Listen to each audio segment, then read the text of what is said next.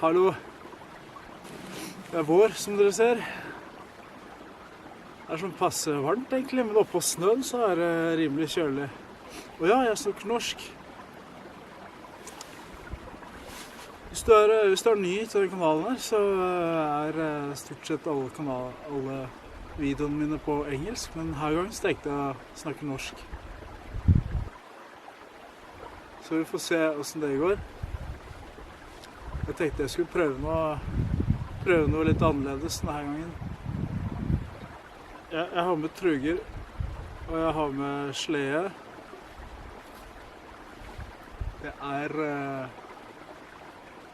Jeg visste at det ville være lite snø her oppe i Andebu også. Eller ved Trollsvann da. Jeg hadde tenkt å ta den veien oppover her. Det dropper jeg. Det godt og varmt i sola, så snøen her smelter fort. Jeg får vise dere kjapt hva jeg tenkte da. Det togstfeltet her. Opprinnelig tenkte å gå oppover her, men med slede. Jeg tenkte å overnatte. Jeg har vært oppe her før, jeg vet det er masse fine plasser oppover åsene. Jeg kom derfra, Trollsvannet nede der. Jeg tenker å gå oppover den høyden der bak, inni der et sted. Så, men jeg ser at det sparsomt med snø oppover der, og jeg regnet nesten med det, så som dere ser så begynner våren å komme her. Ok, jeg skal den veien.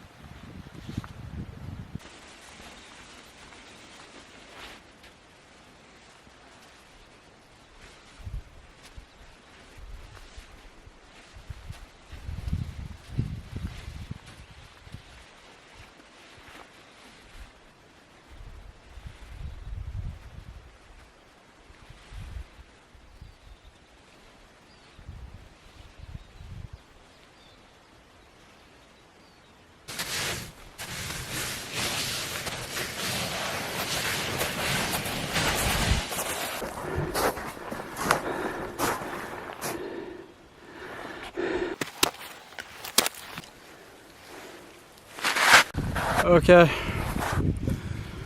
truger på. Snøen rett og slett bare for dyp noen steder, så jeg går bare rett igjennom. Ok, jeg skal se om jeg finner en eller annen plass oppi her for å campe i natt. Så vi får se.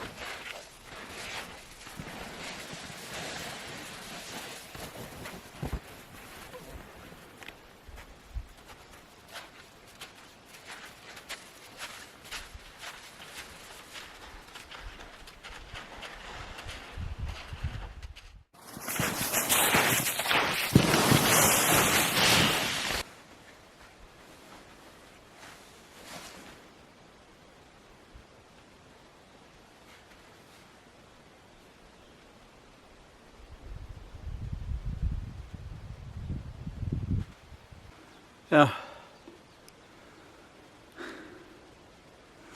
2 timer. Oppover og oppover hele tiden. Jeg tror jeg fant meg en plass. Det er liksom i utkanten av hogstfeltet som jeg gikk gjennom. Jeg har planer om å sette opp en litt sånn tipi-type telt da, av tarpen jeg har med. Men jeg får se. Jeg gjør akkurat det jeg føler for. Kanskje jeg bare setter opp en vanlig sånn sånn shelter-greie. Shelter-thing. Som dere ser så er det er våren oppe her også.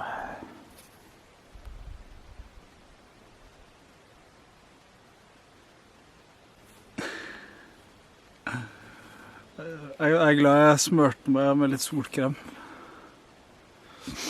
Sola er sterk, altså. Så sitter og slapper av litt. Sitter og tenker litt på hva jeg skal gjøre. Altså, når det gjelder ved, da. Jeg kan si at bålforbudet, eller bålrestriksjonene, har jo begynt nå. Og det har vært litt tørt i det siste, men jeg har planer om å gjøre bål på snøen. Det er ikke noe stor fare å fyre opp bål når det er sånn snø som det her. Hvis du ser opp, så er det ikke akkurat det er trær der borte, det er ganske vindstille. Den er tørr, men det skal bli god avstand til trær rundt, altså.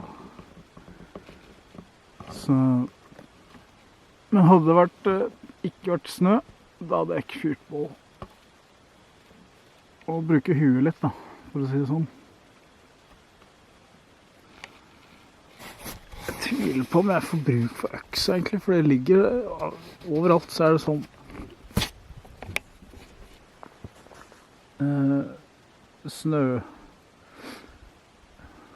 flekker i snøen, da, hvor det dukker opp masse tørrkvist. Så det er det jeg tenkte å plukke. Og en del av de greinene er jo ganske bra størrelse på også. Egentlig så har jeg utsikt. Jeg kan se ned til Trollsvann forbi de trærne her, men det skal jeg vise dere etterpå. Oi, jeg tror det her blir siste vinterovernatting. Last winter camp / spring camp. Det blir sånn vårcamp neste gang, tror jeg blir kanotur. Jeg driver og følger med på webkamera på Høyeren. Jeg tror ikke det er lenge før isen går der, altså. At man kan padle kano og fiske og sånt. I år skal jeg få fisk. Jeg har ikke tatt det mye seriøst de siste årene, men nå har jeg tenkt mye på det. Jeg har sett mye fiskevideoer på YouTube. Så nå skal jeg virkelig få til det i år. Men det blir neste gang. Ok, bare slapp av litt, og så tror jeg skal vise dere hva jeg har satt opp etterpå. Det er 5 timer til det blir mørkt, så jeg har god tid.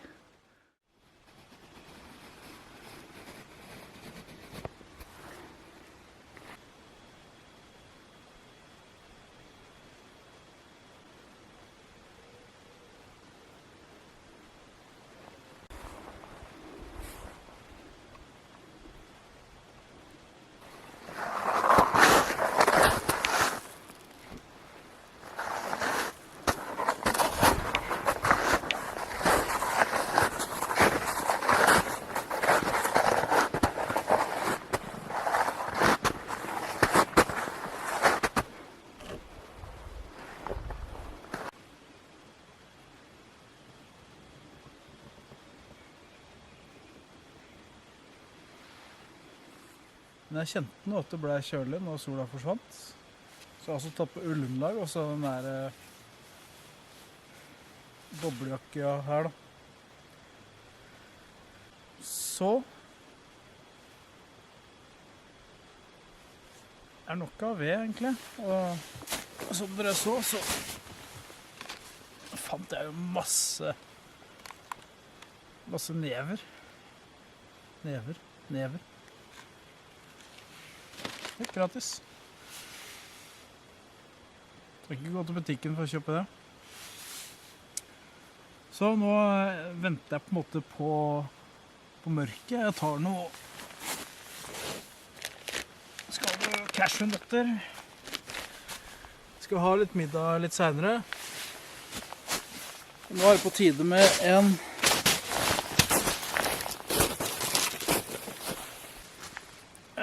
Frydenlund fatøl.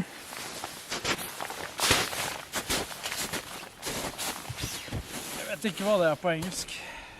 Fatøl. Barrel bear.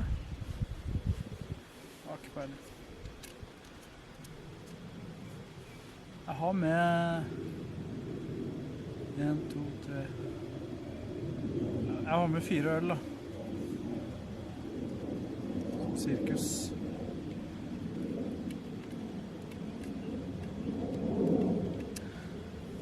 Hvor mange øl pleier du å ha med hvis du er alene?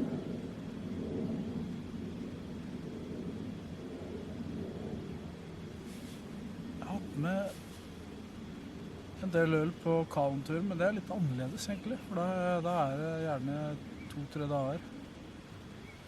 Sånn her er jo som regel en overnatting da. Man trenger liksom ikke å drikke av seg dritings her ute.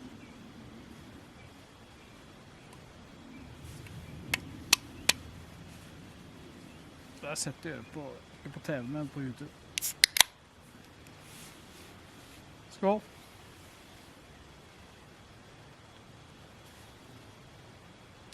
Frydenlund fatøl er alltid bankers.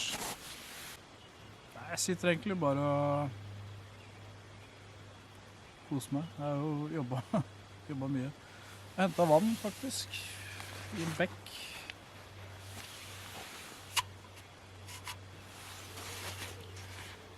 Det er sikkert mange som vet om det her, men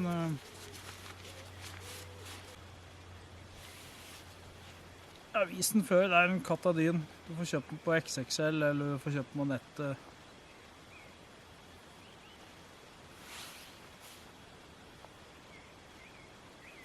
Aldri vært noe problem. Jeg har sånn prinsipp da, at det er rennende vann da. Det burde være rennende vann, da føler jeg meg trygg i hvert fall. Alright, det er litt sånn rart å snakke norsk egentlig. Det høres absurd ut, men det er litt rart å snakke norsk til kamera. Jeg har snakket engelsk i over et år. Jeg er litt spent på hvordan det her blir mottatt.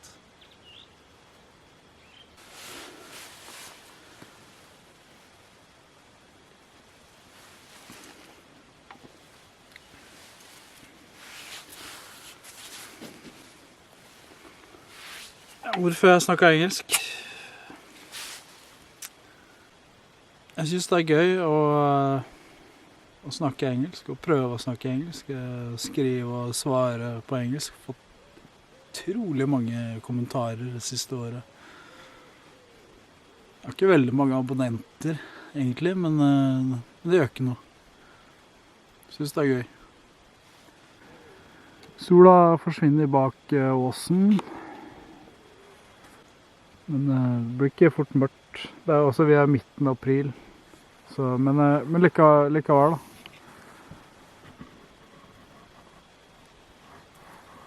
Jeg har laget en, ikke bålpanne, men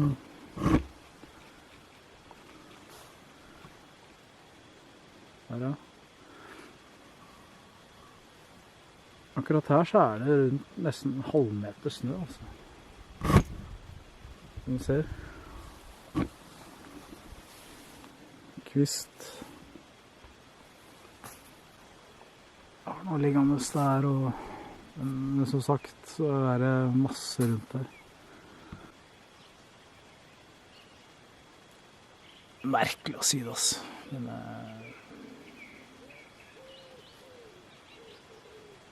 Jeg snakker jo norsk hver eneste dag, men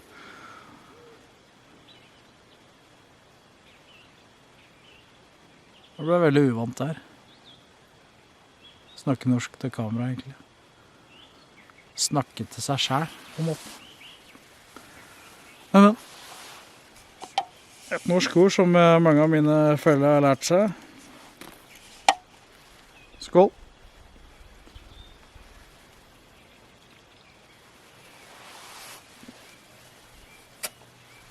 Oi. Ja, det faktisk litt dekning her oppe. Jeg skal se på Liverpool-Porto senere i kveld. Inne i min tipi. Det en tarp som jeg bare har en pinne i midten, og så har jeg prøvd å strekke den litt ut. Gjort det en gang før. Bruker tarpen som et slags telt. Lage det til et telt. Det funket bra, men jeg våkna midt på natta. Det var også en video hvor jeg snakket norsk, men jeg la den ikke ut. For det ble et ubegripelig arbeid med å oversette. Så har jeg funnet i ettertid at YouTube har en sånn transcription eller noe sånt. Så jeg kan skrive direkte på YouTube og oversette mine videoer, tror jeg. Jeg tror ikke det skjer automatisk. Jeg tror du må gjøre det selv.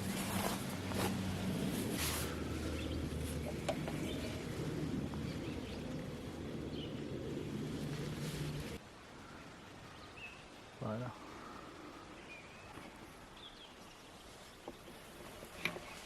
Ok. Sitter og slapper litt, og neste dere ser tror jeg skal fyre av bålet. Jo, jeg fant. Jeg må vise. Skal vi se. Vet du hva, jeg faktisk ikke helt sikker på hva det heter, men det på engelsk heter det Old Man's Beard, tror jeg, men på norsk er jeg faktisk litt usikker. Det noe sånn skjegg. Jeg vet ikke, trollmannsskjegg, trollvannsskjegg, har ikke peiling, men jeg skal prøve å fyre opp det etterpå.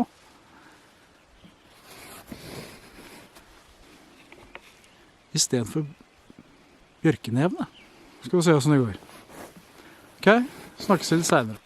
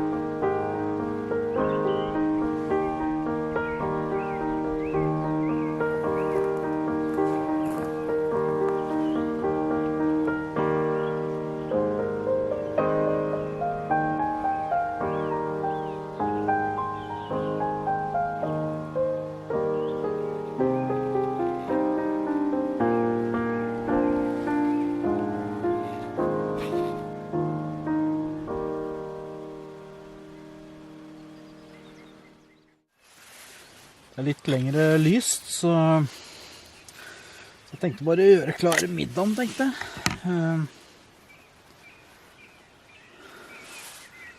Akkurat kjøpt en kniv der. Så der, ja. Også en sånn, se om jeg får det til. Tennstål.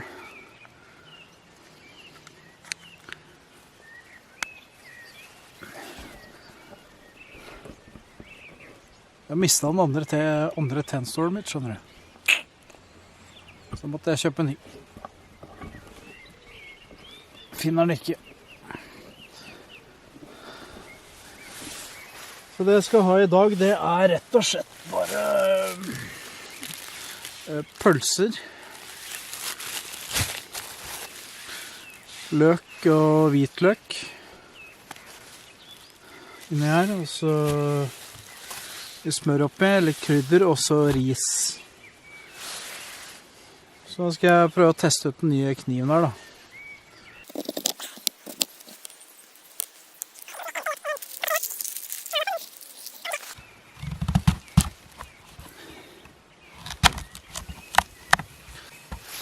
Men i hvert fall så er alt klart nå. Jeg kommer bare til å stå i snøen. Det er ikke noe spesielt med insekter enda, så det er ganske grove biter egentlig.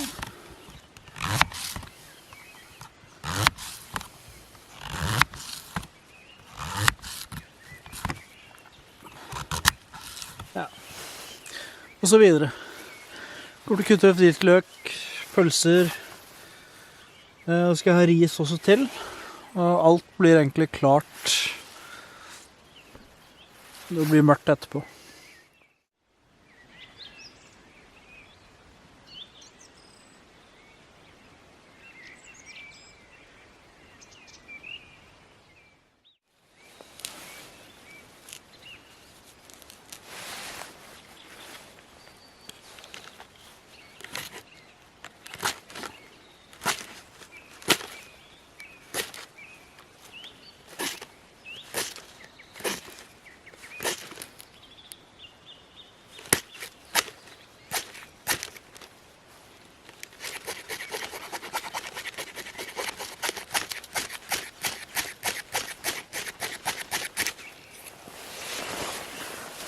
Nei.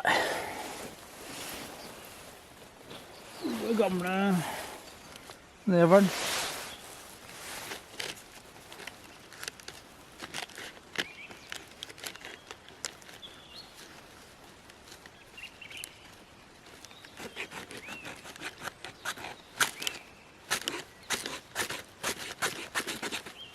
Nei, der var det flamme.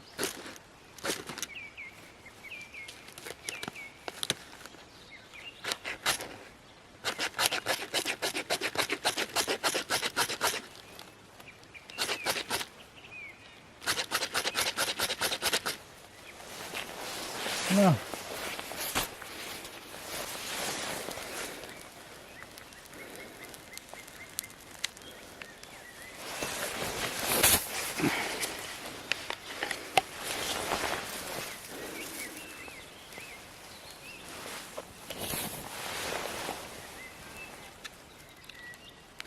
Sånn, og så får ta fyr.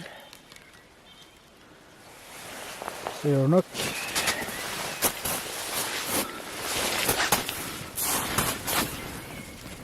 Soleis. Så ble det ordnings.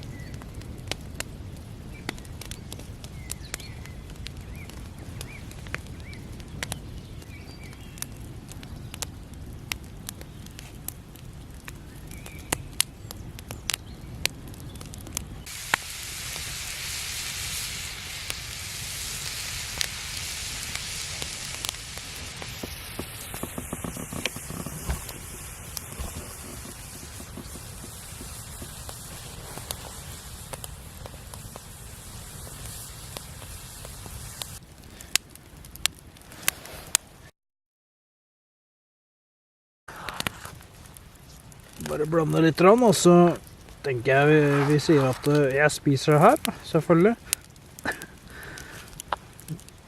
Og så kommer jeg nok til å ta kvelden, jeg skal se på Champions League, fotball.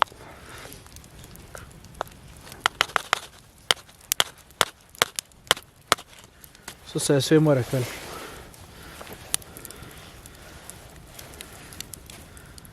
Nei, vi ses I morgen tidlig.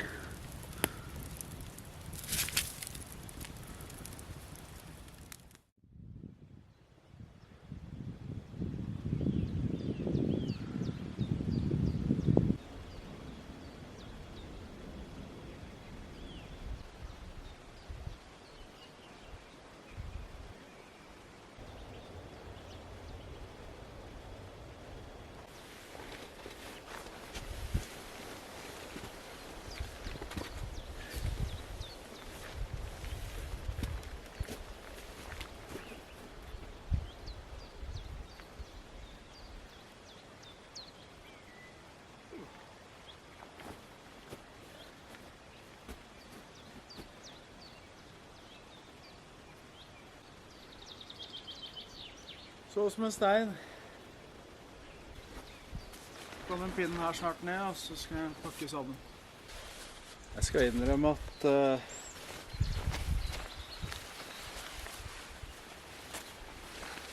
pakke sammen, da, det etter at man har vært på tur, det kjedelig. Det den kjedelige delen av turen.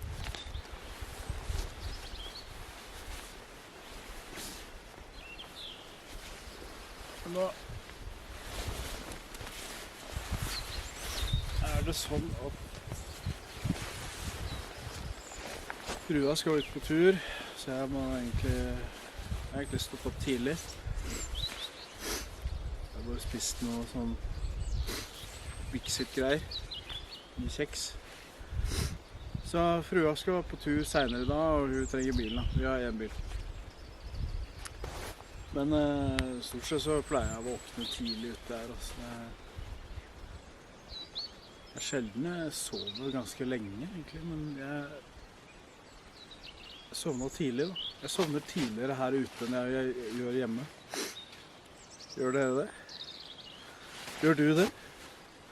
Hvis du ute på tur, sovner du tidligere enn når du hjemme? Jeg gjør det. Hjemme det mobilen og alt mulig ting og tang da. Mens her ute så kanskje den friske lufta man får hele tiden. Uansett så holder på å pakke da.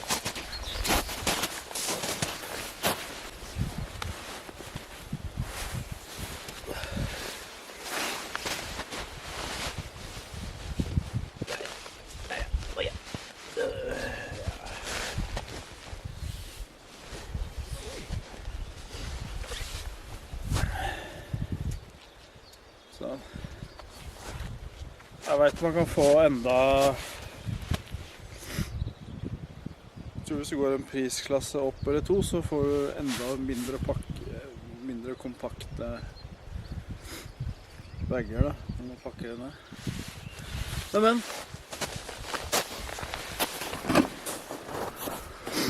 det kjekt med snor. Det anbefaler jeg. Det utrolig mye ting som blir liggende og slengende, så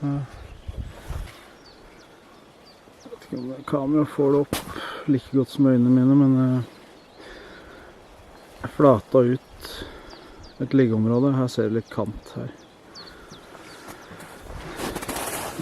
Så over på å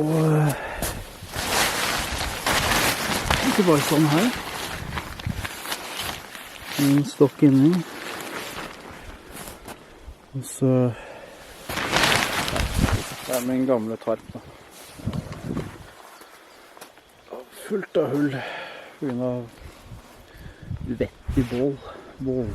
Eller ikke uvettig bålbruk, men holdt for nærme bål tidligere da.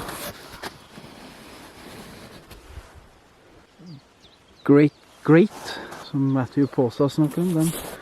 Jeg likte den altså, men jeg skjønner at jeg må ha Jeg må bruke noen ganger og bli vant den. Hvor de kødden å balansere opp på bålet, egentlig. Pulken. Kjøpt på Biltema. 500 kroner. Borra hølen selv. Og så noen deilig rosa tau.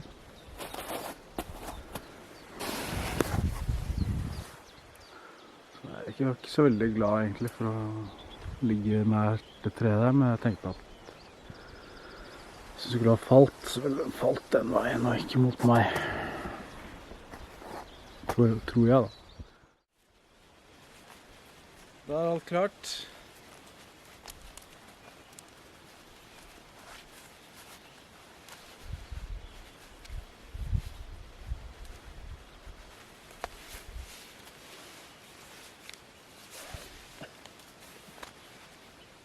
Det er ikke bare.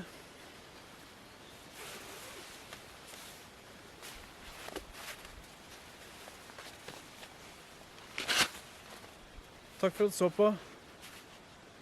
Fortsatt god påske.